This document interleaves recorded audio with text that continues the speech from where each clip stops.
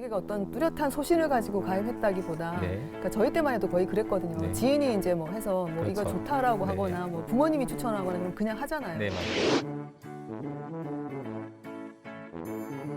그런 경우가 많다 보니까 사실 뭐 약관도 잘 기억이 안 나고 어떤 그렇죠. 보장이 어디에 되는지도 증권이 잘 있는지도 기억이 모르고, 안 나고 그렇죠. 그러다 보면 그 보험이 여러 가지인데 그 중에 이제 겹치는 것도 있긴 하잖아요. 그러니까 보장이 대부분 많으시죠. 보장이 네. 겹친다 하든지 뭐 그럴 경우 최근에 보면 이제 보험 리모델링을 한다라는 얘기도 이제 네. 많이 하고 네. 그래서 중복되는 기능을 좀 빼기도 하고 네, 네. 또는 이제 뭐 이 보험이 나한테는 별로 상황이 안 맞는다라고 네. 하면 뭐 해지를 하고 다른 네. 걸 또 가입하기도 하고 네, 네. 그런 보험 리모델링을 하는 분들도 꽤 있는 것 같은데요. 네, 네. 그런 보험 리모델링을 할 때 주의할 점이 있으면 네. 뭐가 있는지 네.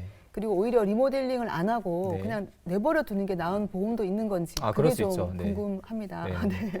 요즘에는 이제 이게 부동산으로 만약 비교를 해보면요. 네. 부동산도 이 재개발 있고 재건축이 그렇죠. 있고 리모델링이 있잖아요, 그죠? 그렇죠. 그 차이를 좀 아시죠, 그죠? 그죠. 네네. 네. 리모델링 말 그대로 뼈대는 그대로 두고 그렇죠.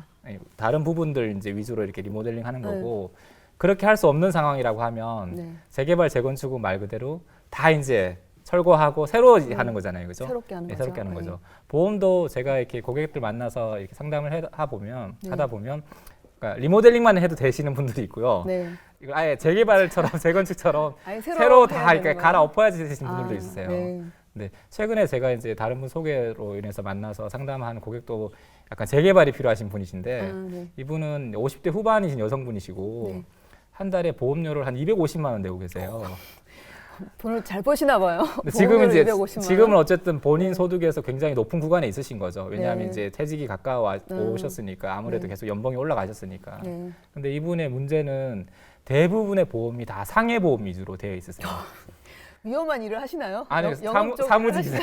근데 왜 이렇게 상해보험을 많이 가입하셨는지. 그 이유는 이제 그 네. 자기 지인 중에 친한 아, 동생이 그 하라고? 모모 이제 네. 그 화재보험회사 다니시는 분인데 화재보험이 주로 상해보험 그렇죠. 다루잖아요. 네, 예, 네. 그렇죠. 이분이 이제 새로운 상품이 나올 때마다 언니 이거 좋은 보험이에요. 언니 이거 없잖아요. 좋은 보험이에요. 네. 언니 그렇게 해서 보험 상품을 한 네. 열 몇 개를 가지고 계세요. 많이 근데 대부분이 그게 상해보험이에요. 대부분 이분은 나중에 어. 돌아가실 때 반드시 교통사고로 돌아가셔야 되고요. 반드시 다치셔야겠네요. 반드시 크게 몇 번 다치셔야지만이 발목도 좀 접질이셔야 될 것 네, 같고. 그래야지만이 뭔가 내가 이 제대로 된 보상을 그러니까. 받을 수 있지. 네. 그렇지 않으면 네. 매월 그렇게 많은 돈을 내시는데 250만 아무런 원을 내는데. 의미가 없는 보험을 갖고 계세요. 아, 근데 네. 이분은 설석같이 네. 자기 후배가 좋은 걸 잘 준비해 줬다고 알고 계시더라고요. 아무래도 지인은 다 믿잖아요. 그렇죠. 믿으니까 그리고 그렇게 하시고. 질문을 하기도 되게 좀 민망해요. 왜냐하면 그렇죠. 어련히 알아서 잘해줬겠지 네. 이런 마음이 있다 보니까 이거 왜 해야 돼? 꼬치꼬치 뭐 이렇게 물어보는 것 자체가 네. 그래서 막연하게 자기는 노후 준비도 잘 되어 있고 뭐 네. 연금도 될 거고 왜냐하면 한 달에 250만 원씩 돈을 내고 계시니까 네. 얼마나 거기에 대한 믿음이 있으시겠어요. 그래도 연금보험하고 상해보험이 다르다는 건 알 것 같은데. 근데 너무 안타깝게도 그렇게 보험을 가지고 계신 분들도 있으세요, 사실은요. 네. 그래서 이제 이런 분들 같은 경우는 어디서 어떻게 손을 댈 수 있는 수준이 아닌 거죠, 사실은요. 네. 그래서 불필요한 부분들은 다 정리하시고 네. 뭐 손해를 보시더라도 지금이라도 정말 필요한 형태로 다시 한번 이렇게 재건축을 하듯이 이렇게 네. 설계를 해드려야 되는 부분이 있고요. 네. 그러니까 물론 이런 분들이 많지는 않고요. 대부분 분들은 이제 말씀하셨듯이 중복되는 것들이 좀 많이 있어요. 네. 그래서 그런 부분들을 우선순위에 따라서 좀 정리를 해드릴 필요가 있는데 네. 여기서 얘기하는 우선순위는 첫 번째는 저는 이제 이 위험의 크기에 따라서 좀 다르다고 생각 들어요. 네. 예를 들면 뭐 보험을 3가지 가지고 있는데 다 골절 위주로 가지고 있어요. 극단적인 경우지만 네. 그죠? 근데 골절이라는 게 물론 중요해요. 사실은 네. 뭐 뼈가 부러지고 아프기도 하고 불편하죠, 사실은요. 네. 근데 골절이 내 인생에 크게 데미지를 주는 상황은 아니잖아요, 그죠? 그렇죠. 가능성이 그렇게 크지는 않죠. 네, 크지도 않고 뭐 골절되면 기부스하고 좀 불편하긴 하지만 네. 그게 우리 가족의 생계에 영향을 미치지는 않거든요, 그렇죠. 사실은요. 근데 그런 부분들 제가 이제 예를 드리는 게 큰 위험들이 있어요. 뭐 사망이라든지 큰 네. 질병이라든지 이런 부분들은 아무래도 나뿐만 아니라 우리 가족들한테까지 데미지를 입힐 수 있기 때문에 일반적인 형태의 가장 큰 위험들을 좀 보장해주는 형태로 먼저 좀 준비가 되었는지를 확인해 보실 필요가 있고요. 네. 두 번째는 이제 갱신되는 특약들을 가지고 계신 보험 그 분들이 되게 많이 있으세요. 뭐 갱신되는 거. 네. 입원비나 수술비나 암보험 같은 그런 보험들이 뭐 3년 또는 5년 단위로 계속해서 보험료가 인상이 돼요. 그러니까 네. 실비 보험만 인상되는 게 아니라 그렇죠. 네. 일반 그런 특약도 특약 그래서, 중에서도 네. 갱신되고 있는 특약들 같은 경우는 처음에는 네. 보험료가 굉장히 낮기 시작했어요. 네. 근데 시간이 지나면 이게 나중에 배보다 배꼽이 더 커질 정도로 이 주계약의 보험료보다 특약에 대한 보험료가 훨씬 더 커지게 돼 있어요. 네. 근데 더 중요한 건 이런 갱신형 특약들은 납입이 끝나지 않아요. 내가 이 보장을 80세까지 보장받겠다. 그러면 받을 때까지 80세까지 계속해서 돈을 내야 되는 거예요. 그래서 가능하면 네. 중간에 좀 점검하고 리모델링 할 수 있는 기회가 있다고 하시면 네. 갱신되는 특약들은 좀 정리하시고 지금이라도 네. 갱신되지 않는 그런 특약들로 준비하셔서 네. 또 남아있는 경제활동기 남아있는 기간에 납입을 끝내고 네. 보장을 좀 오랜 기간 동안 가져갈 수 있게끔 그렇게 네. 해주시면 좋을 것 같고요. 또 이제 한 가지 말씀드리고 싶은 게 아까 제가 말씀드렸지만 어떤 분 이런 보험을 가입하셨어요. 자기는 5억 원 정도 사망 보장이 있으시다고 그러시더라고요. 네. 그래서 그러시냐고 그러면 가족들을 위해서 굉장히 잘 준비가 되어 있으시다고 이렇게 말씀드리고 막상 이제 리뷰를 해드리니까 이분은 사망 보험이 5억이 있는 건 맞아요. 근데 네. 주말에 대중교통을 이용하시다 돌아가시야 돼요. 그래요? 네. 그 특약이 그렇게 돼 특약이 있어요? 그렇게 돼 있어요. 근데 본인은 이게 자기가 사고 나서 돌아가시면 5억 원을 가족들이 받을 수 있다라고 알고 계세요. 그렇게 될 수도 있어요? 네네. 어. 그래서 이제 본인이 운전하는 것도 아니고요. 주말에 내가 대중교통을 이용하다가 상당히 어려운데. 사고가 나야지만 내가 5억 원의 보험금을 우리 가족들이 받을 수 있어요. 그것도 주말이고. 그 주말이어야 되고 대중교통을 이용해야 어. 되는 거죠. 네. 그러니까 굉장히 확률이 낮잖아요, 그죠? 네. 대부분의 분들은 질병이나 사고로 이제 일반적인 교통사 이런 걸로 돌아가시지 대부분 사실 질병으로 돌아가시거든요. 저도 다시 한번 봐야 네. 되겠네요. 그래서 이제 그런 부분들을 보고 나는 사망보험금 준비가 잘 되어 있다 이렇게 인지하고 계시면 네. 나중에는 큰일 굉장히 나네요. 큰 낭패를 당할 수 있으니까 정말로 내가 준비하고 있는 그런 보험들이 일반적인 형태로 누구나 쉽게 당할 수 있는 그런 경우에 제대로 된 보장이 되고 있는지를 보실 필요가 있고 그래서 우선순위를 좀 보셔야 되고요. 두 번째는 이제 갱신되고 있는 특약들은 가능하면 갱신되지 않는 특약으로 좀 변경을 해두셔야지 보험료 인상에 대한 부담도 없이 좀 잘 유지하실 수 있으실 거예요. 네. 근데 그 대부분의 종신보험은 그런 식의 특약이 별로 없지 않아요? 일반적인 사망이 아닌가요?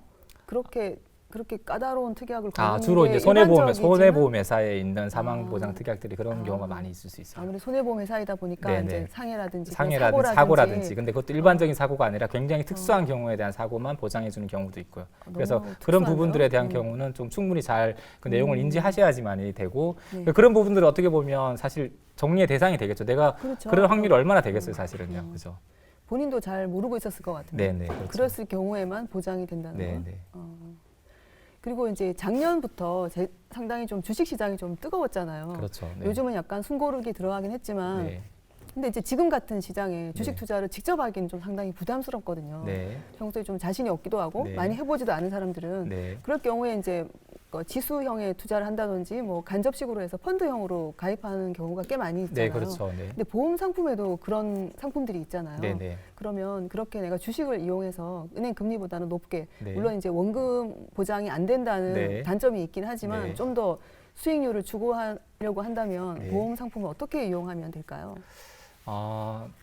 이제 변액보험이라고 아마 많이 들어보셨을 텐데 네. 이제 변액보험이 대부분 그렇게 투자형 이제 상품인 그렇죠. 거예요. 네. 그래서 일정 기간 동안 내가 돈을 내고 네. 그 변액보험은 변액보험이라는 큰 우산 안에 네. 한 5개에서 10개 이상의 다양한 펀드들이 있습니다. 네네. 그래서 이제 그 펀드들을 계약자가 본인이 선택할 수 있어요. 네. 그래서 예를 들면 나는 뭐 주식이 좋겠다, 뭐 국내 주식, 해외 주식이 좋겠다, 네. 아니면 나는 뭐 주식형 펀드 중에서도 뭐 가치주가 좋겠다, 아니면 나는 잘 모르겠으니까 그냥 인덱스만 선택하겠다. 나름대로 이제 그런 선택이 가능하시거든요. 그래서 변액보험 상품을 활용하시면 변액보험 안에 있는 다양한 형태의 펀드들 중에서 네. 이제 본인들이 조금 좋아하거나 좀 유망하다고 생각되는 그런 섹터의 산업에 투자할 수 있는 그런 펀드들이 있으니까 네. 그런 펀드들을 좀 선택하시는 게 아마 지금 기자님께서 여쭤보신 거에 대한 어떤 대안이 될 수 있다는 생각이 들고요. 네. 근데 가능하면 저는 이제 그런 어떤 투자 상품은 네. 제가 보험회사에 있긴 하지만 네. 이런 말씀 드리면 안 되나? 보험을 가입하지 않는 게 좋다라고 저는 생각해요. 보험회사가 아닌 네네. 뭐 그러니까 주식을 투자하고 싶으면 네, 직접 투자를 하시거나 증권사나 뭐 이런 쪽의 그렇죠. 펀드를 이용하는 게 좋다라는 네네, 말씀이신 맞습니다. 거죠? 예. 그 왜냐하면 이유가 보장의 기능이 들어가서 그런가요? 꼭 그렇진 않고요. 네. 이제 내가 변액이라는 상품을 통해서 네. 펀드에 투자를 하면 네. 조금 더 디테일하게 말씀드리면 2번의 수수료를 내게끔 되어 있어요. 왜냐하면 보험 상품 자체에도 사업비라고 하는 수수료가 있고요. 그쵸. 그리고 실제로 이 돈이 운용사에 투자가 돼서 운영이 될 때도 또 거기에 운영 보수가 또 발생하거든요. 네. 그러면 어떻게 이중으로 좀 보면 된다는 이중으로 얘기죠. 이제 비용이 발생하니까 네. 똑같이 수익이 나더라도 비용이 더 많이 발생하면 수익률이 떨어질 수밖에 없게 되거든요. 네. 그런 부분들이 있고 또 한 가지는 이제 거기 안에 있는 펀드들이 되게 다양하게 있는데 네. 그 펀드들을 계약자가 스스로 잘 선택하셔야 되고요. 네. 두 번째는 한두 개 펀드를 선택해서 내버려 두면 자동으로 잘 운영되는 게 아니라 네. 시장이 계속 바뀌잖아요. 그죠? 그쵸. 어떨 때는 국내의 시장이 좋을 때도 있고 어떨 네. 때는 주식이 좋을 때도 있고 채권이 좋을 때도 있고 그런 시장의 여러 가지 변동 상황에 맞게끔 좀 유연하게 본인들이 펀드 변경이나 비중 조절을 통해서 관리를 하셔야 되거든요. 꾸준히 근데 관심을 가지고 그렇죠. 알고 있어야 되겠네요. 근데 그렇게 잘 하실 수 있는 분들이 거의 없으세요. 그렇죠. 그거는 그 상품을 세일즈한 네. FC나 LP들도 네.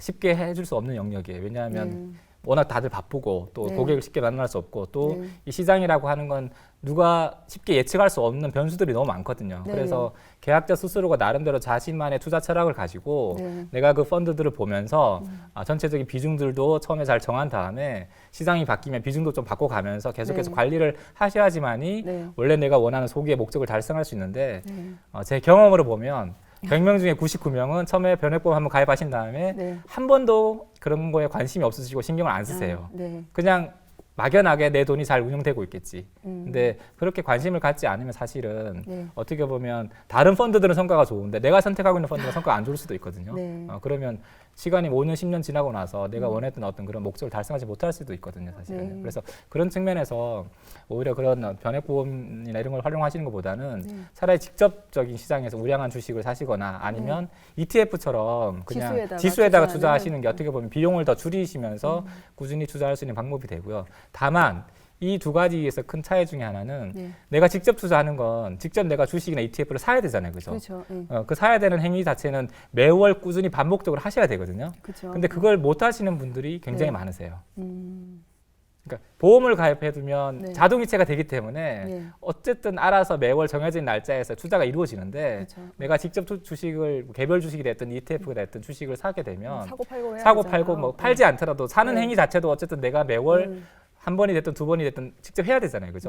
근데 내가 바쁘고 시간이 정신 없다 보면 그걸 매수하지 못하고 지나가는 경우도 되게 많이 있을 수 있어요. 그렇죠, 네. 예, 그러면 어느 순간 보면 내가 충분히 투자할 수 있는 시간이나 금전적 여유가 있었음에도 불구하고 기회를 놓칠 내가 수가 기회를 놓칠 있군요. 수가 있어요. 예, 자동으로 누가 사주는 게 아니기 때문에. 네. 그래서 그런 어떤 차이가 있어서 가능하면 직접 시장에서 좋은 종목이나 지수를 사시는 걸 권해드리는데 너무 바쁘시고 정신없으신 분들 네. 그런 분들은 통장에 계속 돈이 남아 있어요. 그냥 투자를 할 수가 없으니까. 네. 그런 분들은 그래도 네. 변액보험 같은 형태가 되면 자동으로 또 이체가 되고 하니까 어느 정도 이제 간접적으로 투자가 되고 있는 영역이 생기고 있을 수 있으니까 네. 좀 활용해 보실 수 있지 않은 생각이 듭니다. 네. 그렇게 또 이제 변액보험을 가입하고 나면 그러니까 수시로 자기가 그러니까 뭐 지수형 펀드가 됐건 네. 아니면은 뭐 해외 주식이 됐건 해외 주식이 됐든 국내 주식이 됐든 뭐 채권형이 됐건 그렇죠. 수시로 이제 관심을 가지고 좀 바꿔줘야 된다는 맞습니다. 거죠. 네네. 그래야지 그러니까 수익률이 사실 천차만별이겠네요. 그렇죠. 어떻게 네. 하느냐에 따라서. 네, 맞습니다. 네. 네. 그리고 이게 이제 우리가 투자에서 제일 그 중요한 황금률 같은 어떤 법칙이 싸게 사서 비싸게 팔라고 하잖아요, 그죠? 그렇죠. 모든 투자는 다 네. 저렴한 가격 가치가 낮을 때 사서 높을 때 팔라고 이렇게 얘기를 해요. 네, 네. 근데 문제는 뭐냐면 우리가 언제가 낮은 거고 알수 없죠. 어느 점이 고점인지를 모르기 때문에 지나봐야지 사실은 않은 거죠. 지나봐야지 않은 거거든요. 네, 네. 근데 그래서 그걸 좀 쉽게 할 수 있는 방식이 하나 있어요. 그게 이제 저희가 전문적인 용어로 리밸런싱을 한다라고 이제 얘기를 하는데 리밸런싱이요? 네. 예를 제가 잠깐 심플하게 예를 들어버리면 네. 예를 들면 기자님께서 이제 100이라는 돈이 있어요. 네. 근데 내가 주식에 다 투자하기는 좀 위험한 것 같아. 네. 그 나는 주식 반, 채권 반에 투자를 하겠다고 시작을 하셨어요. 그럴 수 있잖아요, 그죠? 네. 조금 더 공격적이신 분들은 나는 주식 뭐 70, 채권에 네. 30 네. 이렇게 시작하시는 거예요. 네. 근데 50대 50으로 시작을 하셨어요. 근데 1년이 지나고 나니까 작년같이 주식시장이 되게 좋아진 거예요. 네. 그러면 채권은 별로 변동이 없어요. 그냥 네. 여전히 50이나 52, 네. 53 별로 크게 달라지지 않았어요. 네. 근데 주식은 50이 100이 되어 있는 거예요. 그럴 수 있죠, 그죠, 충분히. 그럴 수 있죠. 네. 그러면 나의 전체 자산은 원래 내가 100에서 시작해서 150이 되어 있는 거죠, 그죠? 네. 그러면 150이 되어 있는 건 좋은데 밸런스가 무너졌죠, 지금. 원래 우리가 50대 50으로 시작을 했잖아요, 그죠? 그쵸. 근데 지금은 50대 100이 되어 있으니까 네. 30대 70 정도로 밸런스가 무너져 있는 겁니다. 네. 그렇죠? 네. 그러면 이때 다시 이 비중을 50대 50으로 맞춰주는 작업을 기계적으로 해주시면 돼요.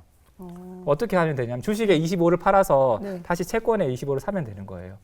그러면 전체적으로 나의 자산은 150인 상태에서 다시 50대 50의 비중을 갖게 되거든요. 네.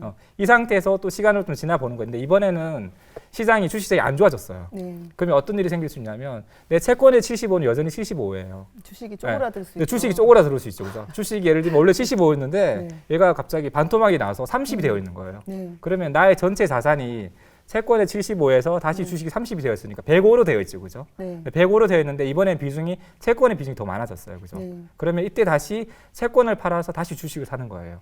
또 비중을 맞추는 겁니다. 그러면 이렇게 하면 장기적으로 해보면 네. 내가 고점에서 이익이 생긴 주식의 일부를 팔아서 안정적인 채권의 주머니에 옮겨놨다가 네. 주식시장이 조정을 받을 때 다시 채권을 팔아서 좀 가격이 떨어져 있는 주식을 계속해서 살 수 있는 효과가 생기게 됩니다. 아, 그렇네요. 네, 그러면 꾸준히 우상향하는 어떤 이런 시장에서 내가 어디가 무릎이고 어디가 꼭지인지 모르기 때문에 그걸 알 수 있는 사람은 아무도 없어요, 사실은요. 네. 근데 이런 어떤 과정들을 기계적으로 반복해 가면서 밸런스만 계속 맞춰주는 방식을 하시더라도 네. 이익을 실현해서 안전하게 좀 자산을 가지고 있다가 이게 가치보다 가격이 좀 떨어졌을 때 다시 우량 자산을 편입할 수 있는, 그래서 꾸준히 계속 자산을 키워나갈 수 있는 그런 방식이 될 수 있어요. 근데 이런 부분들은 변액보험이라는 펀드 안에서도 가능해요. 그래서 주식형 펀드가 채권형 펀드를 선택하시고 네. 그 비중을 자기가 처음에 결정하신 다음에 네. 정기적으로 한 6개월에 한 번씩, 1년에 한 번씩 그 비중을 보신 다음에 그 비중이 무너졌으면 네. 다시 그 비중을 맞춰주는 작업 정도만 꾸준히 하시더라도 아. 조금 안정적으로 장기적으로 계속해서 수익을 가져가실 수 있으세요. 네. 그런 투자 성향과 관련해서 네. 처음에 이제 할 때 본인의 투자 성향도 이제 테스트 같은 걸 하잖아요. 그렇죠. 네네. 그래서 추천하잖아요. 네, 맞습니다. 안정적이다. 그럼 네, 네. 채권에 많이 넣어라. 네. 5%. 네. 그다음에 좀 더 공격적이다. 그럼 네. 주식에 좀 더 이제 네. 많이 넣고. 요즘은 또 AI로 이렇게 추천해 주는 그렇죠. 것도 네. 있는 것 같긴 네. 하더라고요. 그런 번거로움 같은 네. 게 있으니까 그런 걸 좀 잘 활용하시면 더 좋겠죠. 아까 네. 리밸런싱 말씀하신 네. 거랑 그리고 처음에 이제 그렇게 비중을 맞추는 어떻게 거와 갖출 건지. 네. 네. 그래서 아무래도 뭐 나이가 좀 젊으신 분들은 손실을 보더라도 회복될 수 있는 시간이 더 많기 때문에 그렇죠. 조금 더 이제 공격적으로 공격적인 할수 있는 어떤 거죠. 자산을 운영하실 필요가 있으시고 네. 뭐 퇴직이 가까우시거나 이제 자산을 정말로 안정적으로 더 이제 운영하셔야 되는 그런 분들 같은 경우는 수익률 좀 줄이더라도 원금을 그래 보장하거나 원금을 보장하면서 좀 더 보수를 해야죠. 운영할 필요가 있으시겠죠. 근데 하지만 정기적으로 금융시장은 네. 업다운이 있거든요, 사실은요. 그쵸. 그래서 전체 나의 비중을 그렇게 설정하시더라도 그 안에서 밸런스가 계속 무너지게끔 되어 있어요. 근데 네. 조금씩 변경되는 걸 매번 리밸런스 하시는 거는 너무 스트레스 받거든요. 그렇죠. 그래서 저는 그냥 고객들한테 내가 처음에 설정해둔 비중에서 한 네. 5% 이상씩 비중이 벌어지면 5%. 그때는 한번 다시 이 비중을 다시 원래대로 셋업해주는 그 과정을 해주시는 게 필요하다라고 말씀드리고 안내를 해드린 편입니다. 네. 아니 그렇게 수시로 할 거면 직접 투자하는 게 낫죠. 그렇죠. 네네. 계속 바꿔가면서 네. 이렇게 할 장기 거면. 투자하고 이제 간접 네. 투자하는 것 자체가 네. 별로 크게 신경 쓰고 싶지 않은 거잖아요, 사실은요. 그렇죠. 근데 네. 그렇다고 해서 내 자산을 완전히 방치시켜주면 스스로가 이게 좋은 자산이 되는 건 아니거든요, 사실은요. 그래서 어느 정도는 정기적으로 한 번씩 관심을 보시고 그 비중 정도만 꾸준히 이렇게 바꿔주시는 방식으로 관리해 주시더라도 네. 장기적으로 봤을 때는 꽤 좋은 어떤 그런 관리 방안이 되실 수 있으세요. OBS